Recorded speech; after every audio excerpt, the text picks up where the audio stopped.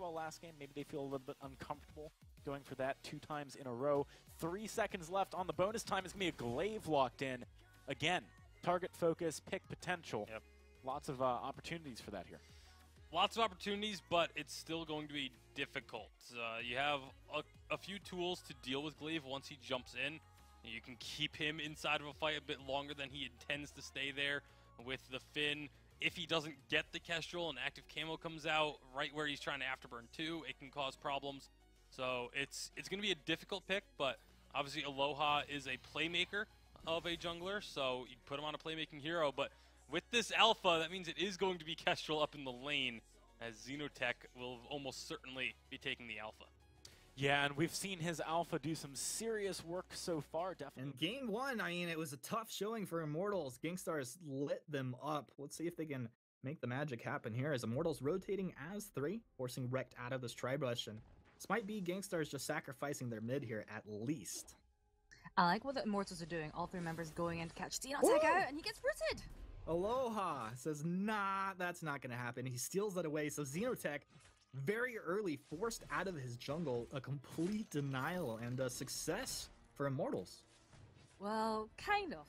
Finn's doing his bit in their jungle. It's not going very well because he's Finn. He's Finn. He's doing better than Evil did earlier. Oh, burn! Evil, I love Evil, but bro, he died. He died to the train, but that's okay. I see what you're doing. You're just being like, oh, you're rubbish. I love you guys. I love you guys, really. Yeah. Just follow up with an "I love you" statement. That just. You'll learn to burn people. Learn to burn. Learn to burn. Well, speaking of burning, we're gonna have some afterburning action probably coming out of Aloha here, as they are currently sitting out in the lane, waiting for Araki to make his way back up here. As you said, the initial rotation in the jungle, while successful, really wasn't too much, right? Because it got traded out with Araki and Rekt going back. So the net worth is quite even. Yeah, just got completely countered. And actually we saw DNZ going down to the jungle just to take away some of Gank's... Sorry. Yeah, just take some of the farm away, but actually Araki Zoro, he is now 16 CS to DNZ's 8, so that's quite a fair difference at 2 minutes. And actually looking at how this is playing out, pure Xenotech, they're trying to shut him down. Oh no! Oh, it's a disaster for Xenotech. First blood for Immortals. He just got played like a fiddle. Yeah, nothing. That's what you need to do. You need to shut that alpha down early, and it just makes it so much easier for you. This time we're not going to be seeing any counter jungling coming out from Gangstars. They're going to be able to take, Xenotech 0, 1, and 0, and they might be able to get away the front camps. Not really any of the other more significant camps there at the back, but. Looking at Gangstar's composition, I do like the peel that you're seeing coming out from them with the Lance and the Glaive as well. Partly, I think most will be focused on trying to just get Xenotech away from DNZO. Impale comes out. Oh, yeah. Sorry, I was just kind of distracted. No, it's alright. I was just saying it was cancelled off the Impale there, but go on. I think it just made me forget exactly what I was going to say. I don't know why. I was just kind of staring at the minion candy like, ooh. It's mesmerizing. I don't know why. That's half the power, Shinny. Half the power. At least when you're playing against Shinny. Right here, hopefully they're not going to be mesmerized staring at that minion candy. But yeah, I mean, not too much has happened thus far. Immortals, they get their first blood. They kind of balanced out back in the lane. You see Zio's going to be a little bit behind in CS here, but not too much. And Gangstar's pretty happy with what's happening so far. He should be. Even though, so Xenotech, he's only really had one invade. He's actually keeping relatively even with Aloha. One thing that's kind of disappointing coming out from Immortals is that they're not taking advantage of the Afterburn and the Impale and the Githian Wall in the lane more, especially with a Kestrel there. It's so easy for you just to reposition her, and we're not really seeing much of that. They're placing a lot of focus in the jungle, which I don't think suits this composition coming out from them.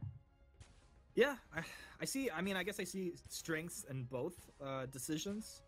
Definitely, it would be great for them to go ahead and lock that Kestrel down, find some kills there, but Xenotech on that alpha early, it's really not too strong when you compare it up against what this Glaive Lance can really do. They've shut him down a little bit, but not too much. Vanes did pick up his fountain here. Rekt has his as well. Xenotech's going to jump forward, core charge onto Zio. Zio's going to go ahead and boot backwards here. Turn is on to Araki Zoro. They got the root, but no damage. Now Vane's getting lit up. A couple glimmer shots as his fountain comes out to keep them alive. Gangstar still holding their own fountain. They find a kill. 1-1 on the board here. 4.5 minutes in now. There's going to be Aloha and Zio looking to defend turret as Gangstars look to apply some pressure. There's not really been much that they can do. In that little fight, what we saw was they just kind of went onto Xenotech and Rack. They ignored Arakizar, who is the main damage dealer at this point, who's doing a lot of the glimmer shots. He's farming very well. He's 13 CS ahead of D and Zio, and he is the main target, but they're not going on to him. Part of the reason is, I think once you peel Xenotech away from Zio's range compared to Arakizar's range is just not the same. Like, Arakizar, oh, never mind, Aloha is on the run. Oh, never mind. Vane's taking a bit of damage here. Vane's, oh, you're in a bad place. Vane's is down.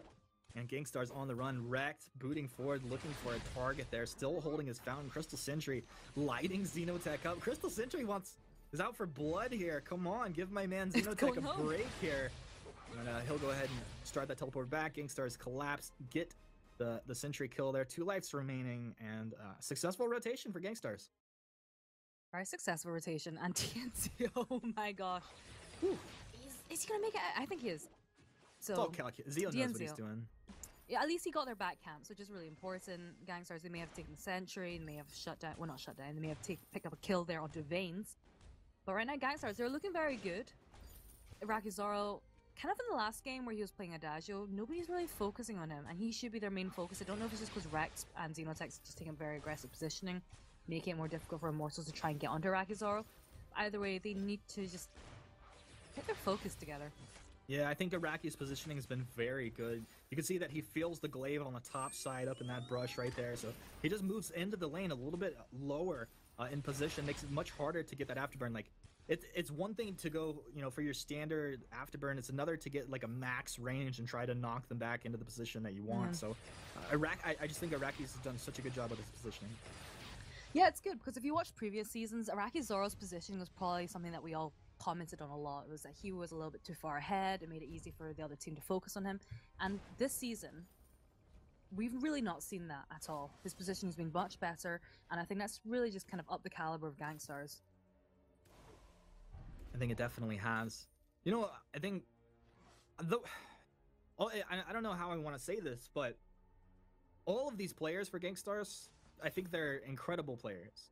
But with that said, I think Araki and Xenotech in the past sometimes would make those small mistakes. And we're having a little bit of an engage. They're going to be off that. But this season, it feels like both of these guys have cleaned up in those areas. One shot's going to come out off the mark. And with that, and just Rekt holding it down as always, just the success has been immense for these guys. Now Xenotech going to be rooted up. Aloha knocks him back. Termination Protocol comes out. Araki trying to find damage from the backside here.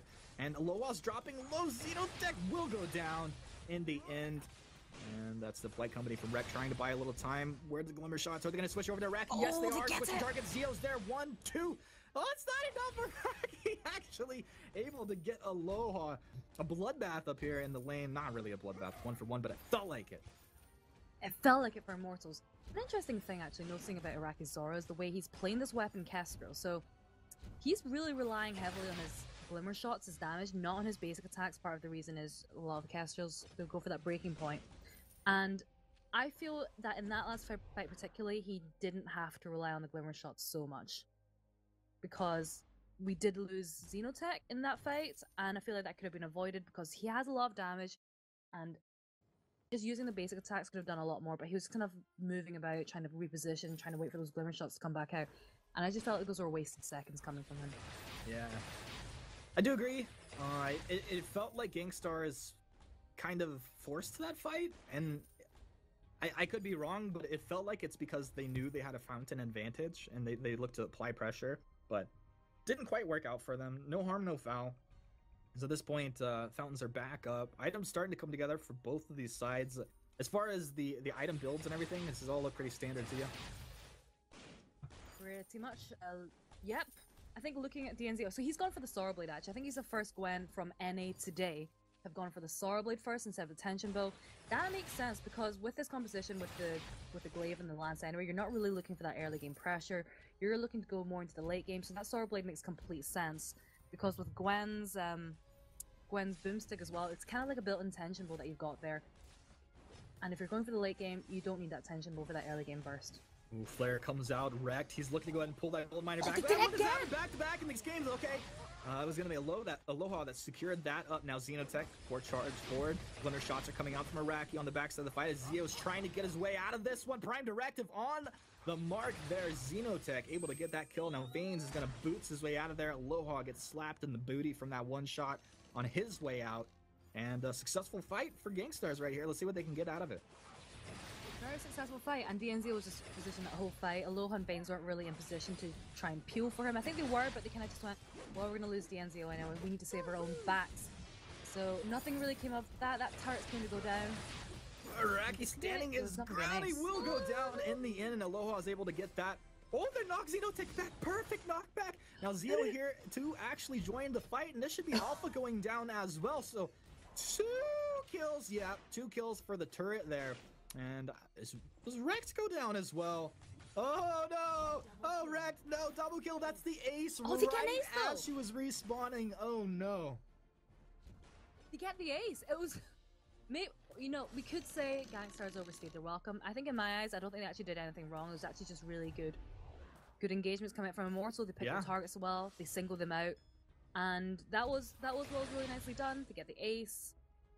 They are now 1.7k gold ahead, which is good, because I wasn't really expecting that, sorry, Immortals, from this game anyway, just because from the start, no, I just felt from the start, like, their team fights so far haven't been particularly impressive in my eyes compared to Gangstars, sorry again, and I'm learning to burn, okay? Learn to burn. No, I get it. I Just understand what let you're saying here. Also, you got to give credit to Zio for his amazing ability to respawn and come out at the proper time for the fight there. So that was all good. That was a bit of luck. Yeah, that was a bit of luck in there. Aloha and Vanes, dude. Aloha and Vanes, phenomenal play through that fight there. I think that's really where we should go with that one. But the question is, in the next few minutes here, as Immortals really showing some dominance in the last engagement, are they going to continue this pressure? Do they back off? Do they look for objectives? What's the deal? For Immortals, I think they should be applying a little bit more pressure. They know that they're in a good position. They've taken a turret. They've just come back from an ace. They've had some nice item spikes as well. They should be taking advantage of this. And you can actually see this from Vanes. He's putting a lot of scout traps down in the center. And what we want to be seeing them is just kind of just start denying them gold, taking away all their camps, get the sentry, get the gold mine, which is what they're about to do. Mm-hmm. Just increase that gold difference as much as possible. Because if they can deny gold away from Xenotech, just force it onto Iraqi's aura, it's just going to be so much easier for them. 2 things, Shingy. This is the second infusion for Zio this game. I think he's done a pretty good job making it work. You know, sometimes you do get set back with your item progression as you grab infusions early on, but this is his second. His item progression is still pretty on point. And the other thing I really like is that Vane's picking up this contraption. It's one of the greatest things. As long as you can see this Kestrel, you can control the Kestrel. Exactly, and also it's all about the forced accords as well. If you can see where the hook's coming from, it's a lot easier to block. I know a lot of the players rely on the sound of the sound effects to block it, but you know exactly where they are at all times. It just makes it so much easier for positioning coming out from DNZO, particularly because he's got quite a small range for a ranged hero. Mm-hmm. He really needs to be careful. And there has been a few fights where he's just kind of miscalculated where he's supposed to be standing, and Gangsters kind of just ran away with it. But right now, with Immortals in the lead, they've got a nice, comfortable 3.3k gold lead. DNZO has to be more careful than ever.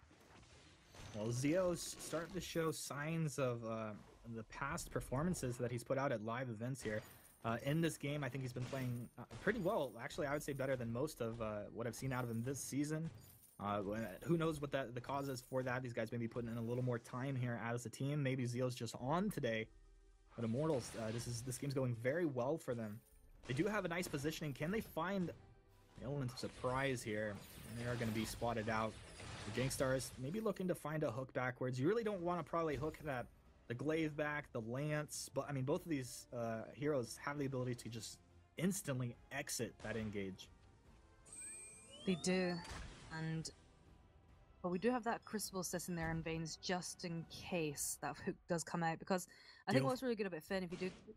Zio from the top side, one attack, a buckshot. Xenotech's getting lit up. Xenotech, Rek trying to body block for his ally, but he does respawn. He does respawn the prime directive, but he goes down. Zio gets the kill. Now Rek trying to get out of here, but you are just a stack on Zio's breaking point. Look at that, 20 stacks max stacks, and this is going to be Iraqi trying to buy some time. Yeah, you got an active camo off, but what do you get out of it as Zeo gets the triple kill from the top side, dabs, I'm sure, wherever he's playing, and they're going to be able to get a sentry off that and a turret. They're going to get the sentry, and I think in that fight, I'm just going to go back to my point before about Rakizar relying a little bit too much on his glimmer shots as his main damage output on that Kestrel, because the fight started at the same time. Both DNZO and Rakizar were just basic stacking at the same time. Yet DNZO, he had 18 stacks, and Rakizar only had 10, and I think part of the reason was he just took a step back, and Xenotech was in the front line, but nothing was really coming out from Rakizar because he was just waiting on the cooldown for the glimmer shots to arrive. And with a breaking point there, I don't think you need to do that. I think you can rely a lot more on your basic attacks. He's playing like a Crystal Kestrel, and I'm not sure it's working on this. Well, you know, maybe some mistakes were made. I will give you that. But you know what?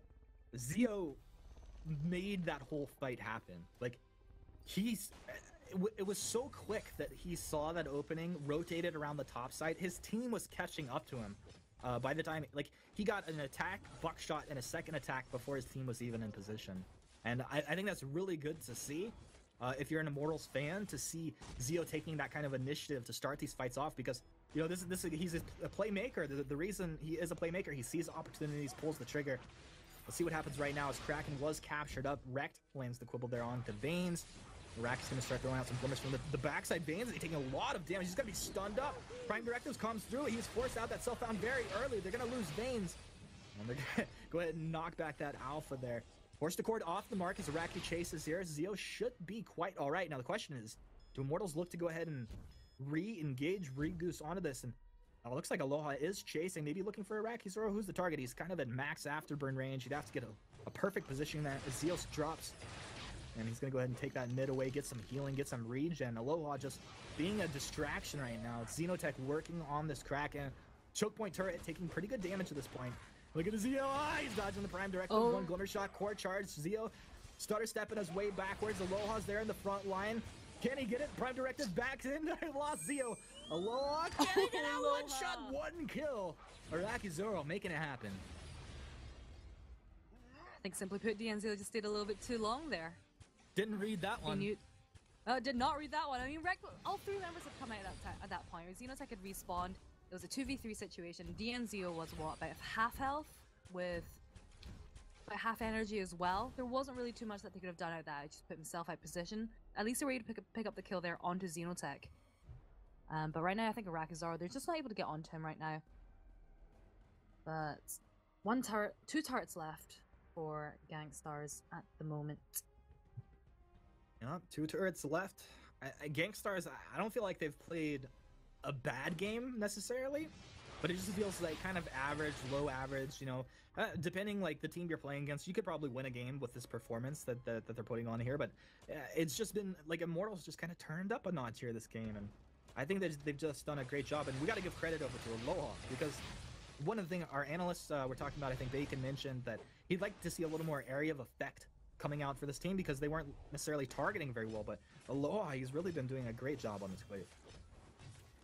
He really has. He's got the Aftershock, he's got the Stormcrown, there's a lot of bursts there, which is really strong against Xenotech and it's really strong against Wrecked. And Aloha and Veins together, they're doing a very good job of peeling for DNZO. They're doing it very well. The cooldowns are short enough that they can just constantly keep DNZO just safe. But I think the biggest issue is they still can't get onto Iraqi Zoro. Like they have that forced accord, we can just get right onto Iraqi's right in front of him. So if they can just pull Xenotech and Wrecked away from Iraqi Zoro, just deal with them as they've been doing the past few fights, then that's the kind of fight that they should be looking for.